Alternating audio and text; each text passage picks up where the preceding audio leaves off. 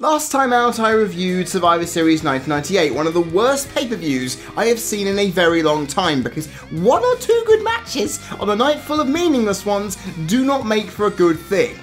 However, I'm having deja vu because I'm seemingly going back into the Survivor Series Thanksgiving Jamboree pot and pulling out another one to look at because, for some reason, I want to validate it. I haven't seen a good Survivor Series on this show in quite a while. Not since 2002's offering have I been satisfied by what this event has given to me. Then again, 2004's has never looked good on my memory banks, even though I watched it live back in the day in 2004.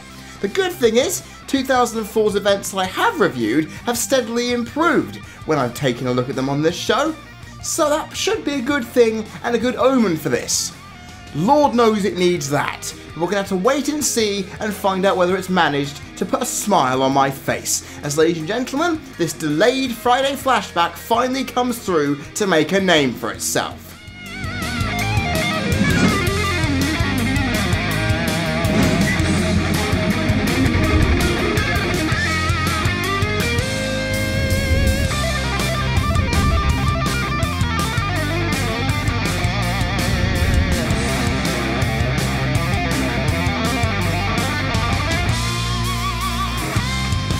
We kick things off with SmackDown's initial offering, as the Cruiserweight Championship is put on the line by Spike Dudley, who retained the title in a fatal four-way match against Rey Mysterio, Billy Kidman and Chavo Guerrero, doing so off some shenanigans in 9 minutes and 3 seconds in what was quite an entertaining start to the evening that got a very pleasant surprise in a 2.5-star rating.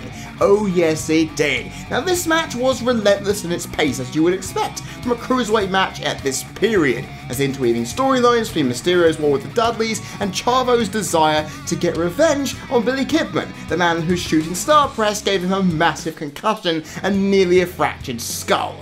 The fact of the matter is, it interwove together to ensure that this was an action-packed and entertaining contest that brought the Gund Arena's 7,000 person capacity to its feet. There was aggression considering the rivalries in mind, and the knowledge of their opponents in reversals and doing moves was stunning. And considering how short this match was, it ramped everything up to 11 to ensure you did not forget it in the long run, which is brilliant, and the tension was just building, and so the cheap way that Spike got the victory was a nice way to keep the champ strong, even though everyone got disappointed, despite the fact it was really entertaining for what it was. The fact is, Kidman had just come off a white-hot heel run against Paul London, and I'm still disappointed they didn't build on that, because that's lightning in a bloody bottle. You kind of want to take the most hated guy in the business and have him, at that time, make something of it. Unfortunately, that didn't happen, but the fact of the matter is, this was a good showcase of the high-flying spills and thrills that the Cruiserweight division could pull in this time.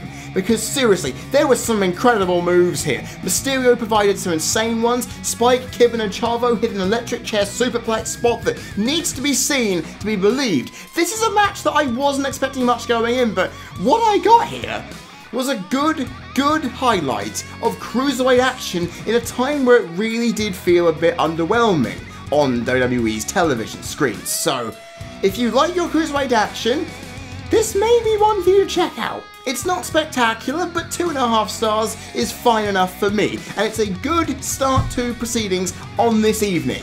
Let's hope momentum can be retained.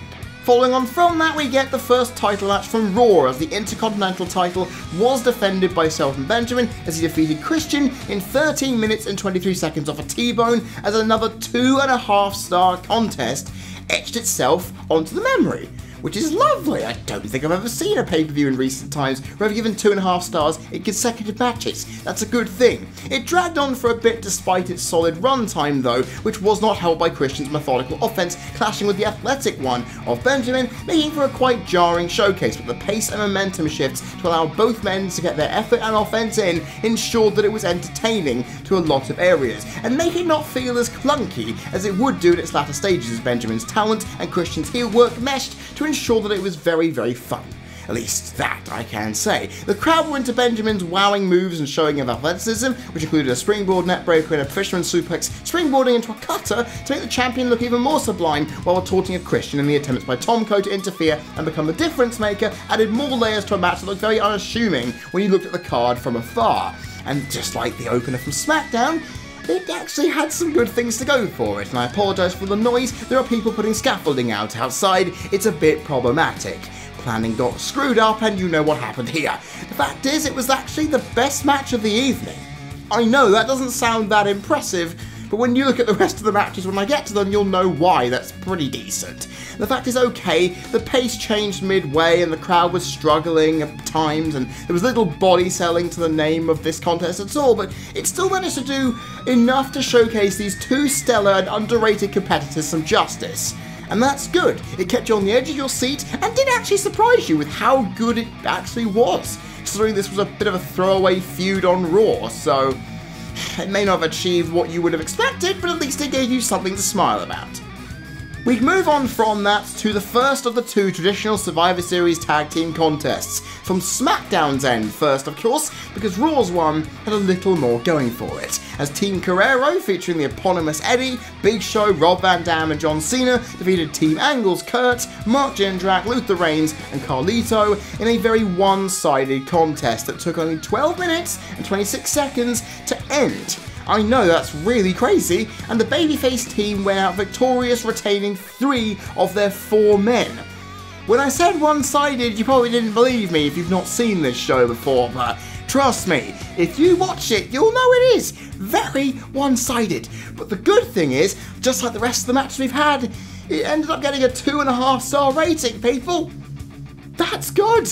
We haven't had a bad match on this card, and I'm very happy with that. Now, Carlito being ran out of the arena by a returning John Cena, you know, the whole storyline regarding how Carlito won the title off of John Cena on his first night on SmackDown, and then had Jesus stab him in a kidney in a nightclub. Oh, that was a storyline that was interesting and surprisingly entertaining. The fact of the matter is, it put a feather in this match's cap, because storytelling went straight on to prove itself to be the main figurehead of this contest, and it also served up a very good narrative branch. That inevitably, the heels, who have been running around hell abandoned for months on end, doing what they wanted to, were going to get their beatings and comeuppance. Now, while Carlito escaped here, he would end up facing John Cena the next week on SmackDown and lose the US title, so that works out okay for him. And then Jesus beat and well, he didn't beat John Cena, he got beaten by John Cena. Use of language there, Fred, it works out nicely. And Armageddon the next month. The fact is, Carlito ran out of here and got away from it. Angle and his team, however, they'd caused Guerrero and Big Show hell for months and got what was coming to them. Even though I will say, the face team also had to resort to dirty tactics to do so because Eddie Guerrero's involved. You know how this is going to work out. It's crazy. The match leveled. I'm sorry, it's just the fact that the face had to use such dirty tactics like using the ropes and trying to get dirty pinfalls really took me out of this match to some degree, but it levied showcases of speed and strength to balance out the pace to help it go on for as long as possible, but it struggled to retain crowd interest and fluidity as the wait for the inevitable was prolonged here. A couple of fun double team moves helped push things along, but given the bad blood this match had created between its participants, it would have been expected that I would have seen a lot more violence involved, because seriously, Big Show had his head shaved bald by Kurt. On top of that, you had Eddie Guerrero being screwed out of titles every step of the way he could go when he was GM. I'm sorry, you would have expected something more violent and more bloody? But hey, this is a comprehensive beating that was an elongated squash match with major story implications. I can kind of leave it there and be okay, right? The fact is, the crowd enjoyed seeing the beatdown happen, and the face that Angle pulled right as he realised that he was going to get his ass kicked by 3 big and very popular wrestlers really was a sight to behold. Seriously, go back and watch this match just for that alone, because he can do fake crying better than most actors can. It's stunning. And okay, the crowd enjoyed it and the story came through nicely, but I needed more substance and it could have pulled away from the contemporaries it's already had here. But 3 average matches to kick off this evening is a good thing. I'll be happy with that any day of the week. I just hope the rest of these matches that we've got, and there's 4 of them, can buff up this good start we've had. I'm feeling pretty happy. I'm feeling pretty satisfied here. However, all good things must come to an end. Sadly, we have to go to a major roadblock. And seriously, to get me away from that mediated ecstasy was something I didn't want to have happen, as The Undertaker defeated Heidenreich in, get this, 15 minutes and 56 seconds after quite a slog of a contest that really stopped this event in its tracks. It bloody did. In fact, it was a half-a-star match. Yeah, I know some of you are expecting me to give a Heidenreich match a 0, but hear me out here. Now, Heidenreich was never the most consummate performer in the world, was he? His limited but plentiful offense noted that on many occasions. His punches were sloppy, his movement was intense but stilted, and his moveset was limited to clotheslines, boots and punches, making Taker's more elaborate one, have flying clotheslines and signature moves, look ridiculously spectacular and ridiculously fun in contrast. I know it's insane, and my throat couldn't believe that I've just mentioned that Taker's moveset is spectacular, but that's the kind of contrast we are dealing with here. Heidenreich really wasn't that great, and it bloody showed. And what surprised me about this lackluster contest is that they built the story around Heidenreich pushing Taker to the limit at many points where he got more offense than he honestly should have gotten.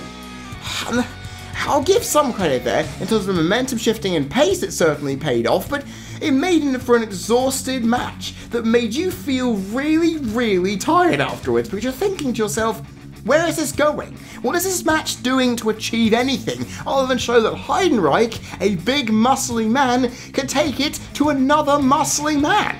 That's very linear and surprisingly very, very difficult to state with enthusiasm that it's a good thing. It wasn't. And the fact is, you look at that bemused face of Undertaker thinking, oh, I've been pushed to limits I've never been pushed before, yet you weren't really challenged on the move front, were you? It was ridiculous. However, outside of the occasional pop for Taker's moves and the conditioning of Heidenreich surviving most of the match unwavered and unafraid, again good for some psychology purposes, the match was just there, existing as a showcase for Taker's ability to make a monster look threatening and not make his opponent look like he had much to give on the opposite side of things. That's not good at all, and we didn't see Heidenreich put Taker under major pressure, and the near falls, there were plenty of them, fell on deaf ears. And while Taker defeating monsters was a great thing at the early stage of his career, to have it 14 years on at this point in time, it showed that this kind of feud and out-of-dated storytelling was not working for Taker. And especially if a guy of Heidenreich's caliber, I should say, was putting this kind of spirited yet flat performance towards the dead man's direction, then it wasn't going to reflect well in the rating or the audience's perception. WWE wanted more from this, but as you can see, it didn't work and gave us a very poor rating as the night suffered its first dud in very embarrassing and magnanimous circumstance. Now you'd be thinking that the negative feeling was just a one-shot deal that SmackDown delivered. Well, Raw decided to keep it going with a match that should have been a lot more than that. Lita versus Stratus for the Canadians Women's Championship. It should have been great, but unfortunately it wasn't because it lasted just a minute as Lita got DQ'd, hitting Trish with a chair to the head, back and face. Okay, there's some violence there, and given the storyline in question, Trish highlighting that Lita is a bad person for having a miscarriage that was brought on by Snitsky bumping into Kane, bumping into Lita. You know, the pregnancy that resulted from the marriage storyline between Lita and Kane that started back at SummerSlam.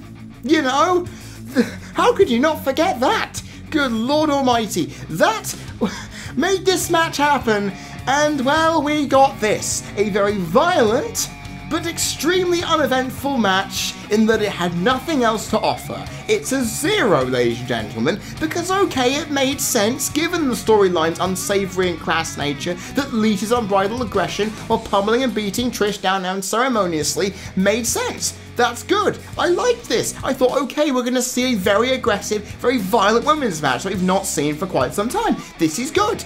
Unfortunately, it was minuscule in its efforts because the bitterness was going to be set in stone for future matches by this point because Trish had her nose shattered. and that would have made it even more intense, and it would have been great to have a massive blow-off, wouldn't there? Unfortunately, that never happened, and this feud had so many stop-start moments going forward that this ended up being the best thing that we got out of it. Because, well, when I review WrestleMania 21, in a couple of months' time, in 4 months' time, I should say, you're going to understand why that didn't actually come to pass, because the fact is, this match should have been the sleeper standout that people should have been cheering to hell and back. Unfortunately, with New Year's Revolution happening in Puerto Rico in January, they had to save it for then. And I'll tell you now, that match barely even managed to get off the ground either, for even worse reasons that this one had. This had good intentions behind it, yet what we got was nothing. A bit of storyline progression and feud antagonism, but apart from that, nothing else. And it robbed the people in Cleveland of something that should have been one of the best things on the show. Puerto Rico robbed Cleveland of what should have been a 3-star contest at best. And at the end of the day, we never actually got that in the months ahead, so what a waste. What an absolute waste of what should have been a great match on this show. So now I'm hoping things can be a little bit better. Well, SmackDown's final offering can hopefully try and change that, as the WWE Championship bout saw the incumbent JBL escape with his title reign intact once again, defeating Booker T off a belt shot to the head following a sheer escalating 14 minutes and 43 second match that exemplified his reign to a T. It didn't do too badly though, achieving a 2.25 star rating in the process. Now, JBL's performance against The Undertaker 3 months prior at SummerSlam was a commendable one, even though the match was nothing special outside of some great body psychology to keep it in somewhat decent territory. This time with a much more nimble Booker T, the match flowed better, but it still lacked in very key areas. Outside of interference aplenty from Orlando Jordan and, surprisingly given the storyline implications, Josh Matthews of all people, as well as kickouts and near falls aplenty, and Booker fighting against all the odds but coming up short, building tension, pacing, giving a fighting chance. This match struggled. I'm surprised it did. It didn't do too badly, of course. A 2.25 star rating is nothing to really shake a stick at, but the fact of the matter is the crowd struggled to keep their voices loud. It's become apparent that the challenger they were behind was not going to win. They had a suspicion the inevitable was going to come through, and well, it did. And the longer it went on, their hopes diminished, and it made the match feel like a failure because it had the heat going into it, and people wanted a very over face Booker T to achieve what many believed he'd been robbed of in his WWE career up to this point, but it didn't come through, and it made the match fall on deaf ears, despite the fact the intensity of their brawling and the physical offense made them smile. But like I said, they got exasperated the longer it went on. It lasted as a match too long. It dragged too much with the crowd's decline, symbolising with it that sometimes you can put a long match together, but it doesn't necessarily make for a very good contest to watch.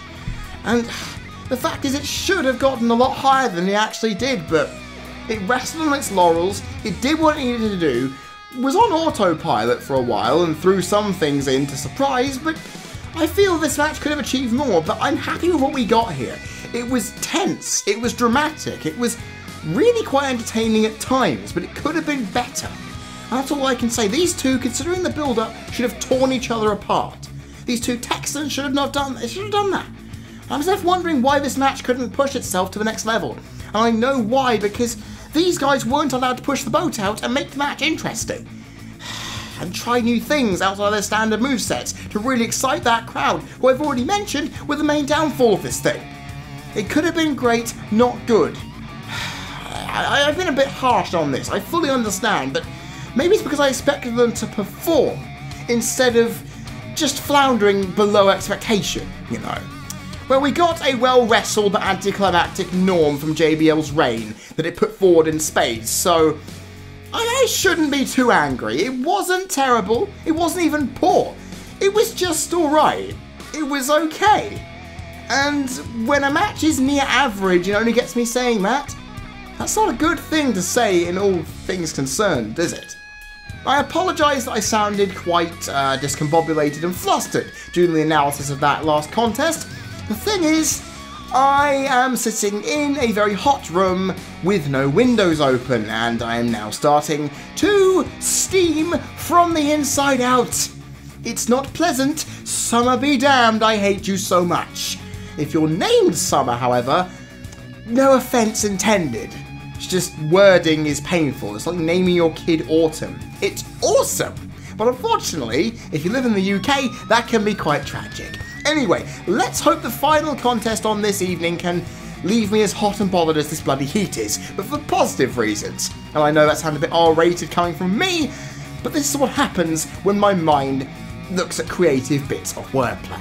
Anyway, Raw's main event saw Team Triple H and Team Orton fight over control of Raw for the entirety of December, because they didn't have a pay-per-view in that month, so they needed something to generate the fans' interest. Not a bad idea. And boy did it prove to be, something? I guess, as I realise now, my stomach's trying to rumble and I feel a bit sick. Let's get on with this, let's get this finished, as Randy Orton was the sole survivor for the second year in a row at the Survivor Series, outlasting Chris Benoit, Chris Jericho, and Maven, yep, Maven, to put Triple H, Edge, Batista and Snitsky to the sword after a 24-minute and 31-second traditional elimination tag contest that, much like SmackDown's main event, started out hot, but languished into a slightly lower 2.25 star territory for itself. Now, this isn't a bad thing by any step of the imagination, but it shows how this match went from unpredictable to foreshadowable certainty in an instant, with its direction to neuter the quality of the story that it had. You had Orton's team full of hunger and desire to get one over on the power-hungry Evolution after many months and years of torment in some cases. And on the other hand, you had the potential of betrayal that Edge fostered from his heel turn in Benoit's case in the rivalry there to contend with, while Triple H had to handle the descent with Snitsky on that side, while Batista really was highlighting at this time that his allegiances may lie elsewhere. There was a lot of good things here, and it could have pulled in for an even contest, much like the year before, where both teams lost combatants and built some real drama going through to the end.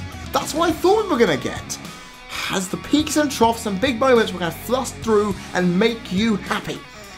Instead, Benoit, Jericho and Maven were thrown aside so a babyface Orton that wasn't as over as WWE projected could take all the glory from it. Now, Maven was attacked beforehand, as the man lined to replace the injured Shawn Michaels in this ultra face team wouldn't be a hindrance to the major star power they had here. Understandable, but his aggression fueled beatdown of Snitsky, as brief as it was a highlight in a match that fluctuated in quality as Triple H's team bickered, fueled by cheating to try and overturn the issues that were plaguing them. It meant that, inevitably, it was obvious that this match was going to be a face victory, and no heel could have fought back from these odds. And while the match tried to build on what that story framework had made to make it as exciting as it could be, the fans realised this, and it had a lot of baggage in its corner that it just couldn't seem to take into bigger territories, and I'm not very happy with that. The fact is, it also went on far too long. The fans just knew it was coming, but the fact that this match went on, what, 12 minutes, 14 minutes longer than the SmackDown counterpart, and did pretty much the exact same thing, really wasn't a good thing at all to see, because they were thinking, oh, for God's sake, show us some variety, you have so much good things here. And okay, there were some good things, and there were some really good things here. It got me excited with the incendiary arguments between all the heels, the swerve of Edge spearing the game, Maven attacking Snitsky, and the counter of pedigree into the RKO that Orton won the match with. But when this match was wasted on building momentum for Orton that would never go anywhere, that he ended up turning heel after the Royal Rumble, showcases that it was a bit of a failure. It was still exciting at times, and it still had enough to make you feel like it was worth the time to an extent, but this match should have been better, and it's the story of this entire event. The matches aren't bad for the most part, but there's a lot of room for improvement on what they delivered here. Then again, you've only got an arena of 7,000 people. It's not like you're really doing much to entertain them, is it? And the fact is, this was watchable and solid at best, but with some exciting segments in there, of course, but it wasn't the all-star match that it wanted to be, especially as Raw in the following month wasn't the best thing to watch either. So inevitably, this pay-per-view ended on a note that it basically had for almost the entire evening. Pretty average-ish contests that really should have been better. I don't know whether I should be happy or not, but we're going to find out as I go into my final thoughts on this event. I went into this pay-per-view feeling very apprehensive because I never remembered it as anything more than okay. The match as an event itself never really sprung into mind whenever good or decent Survivor Series were ever put into the discussion, and the respectable consistency of average to just below average matches that it provided are a damning statement of that. However, I am not going to be criticising this event too much because it made me realise, looking at the ratings, just how solid this show was when 5 of the 7 bouts it had all reached pretty much the exact same rating. Who the hell can be too unhappy with that? Especially if it's on the just below average side. That's not bad. Now sure, I might be disappointed that we didn't get a lot of bang for our buck from all this, but I'd rather take an event of solid matches over one of mostly negligent, poor ones like 1998's event. That is for sure. However, looking at the 2 that didn't make the grade, they do more damage to this event's reputation than you would expect. A half a star and 0, ranked up against matches of 2 1/4 and 2.5 stars. It means that the 5 out of 10 that I was initially going to give is further away from its grasp than honestly it would have been otherwise. Because you've got some matches on this card that should have been good to great. They weren't that, they were alright, they were average. And when it's combined with those duds, this event shows that it missed the boat and returned with a rating that symbolises its lack of risk-taking and not pushing the matches to higher levels. Hosted from a place where it all began as well. You thought they would actually treat it as some kind of major thing, but what we got here wasn't that. If we'd gotten the max of 3.5 to 2 3/4 out of these matches, it could have been a really good Survivor Series. The matches on paper looked alright. They weren't going to be show stealers, but it was up to WWE to prove that they were. And it wasn't. And, sorry I keep knocking my laptop, but this just proves the point. It doesn't it? That this pay-per-view could have done so much more with what it had, and it just didn't. And the 2 duds were just negligent and forgettable. Which means at the end of the day, this pay-per-view does not get a rating that I feel it deserves. But at the same time, it kind of does deserve to get a respectable, yet underwhelming 4.25 out of 10 rating. Survivor Series 2004 comes out with me not angry or disappointed. I mean, it was a decent show, at best. But given how most of the matches on this card went about, I was expecting a lot more from it.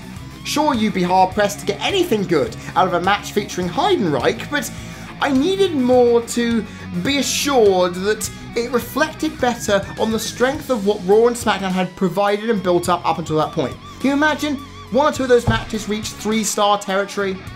That would have really helped things. And those duds, if they weren't there, that would have made it better, but looking at this pay-per-view, it makes me realise that while it did what it could, it just didn't try hard enough. And that's why we get the rating we have here.